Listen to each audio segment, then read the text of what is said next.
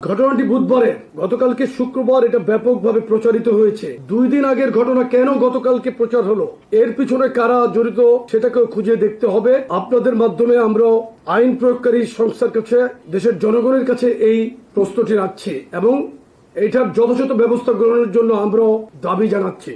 দেশের সার্বিক আইন শৃঙ্খলা পরিস্থিতির অবনতিতে আমরা অত্যন্ত উদ্বিগ্ন।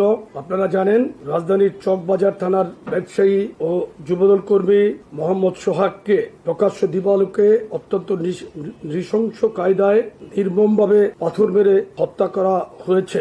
এমন নৃশংস বর্বরতা প্রত্যক্ষ করে সমগ্র জাতি স্তম্ভিত।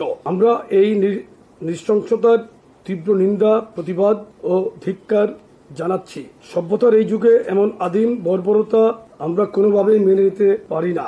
এই ঘটনায় সংশ্লিষ্ট ও ইন্ধন দাতা হিসাবে যাদের নাম এসেছে তাদের সকলকে, মামলায় যাদেরকে আসামি করা হয়েছে, আমাদের 3 সংগঠনের আমরা 5 জনকে গতকাল সংগঠন থেকে আজীবনের জন্য বহিষ্কার করেছি এবং আইন শৃঙ্খলা রক্ষাকারী বাহিনীকে আমরা জোর দাবি জানিয়েছি, উদাত্ত আহ্বান জানিয়েছি তাদেরকে অবিলম্বে অতি দ্রুত গ্রেফতার করে আইনের আওতায় আনার জন্য। সাংগঠনিক দায়বদ্ধতা ও জবাবদিহিতার জায়গা থেকে যা কিছু প্রয়োজন আমরা সেই ব্যবস্থাগুলো নিয়েছি।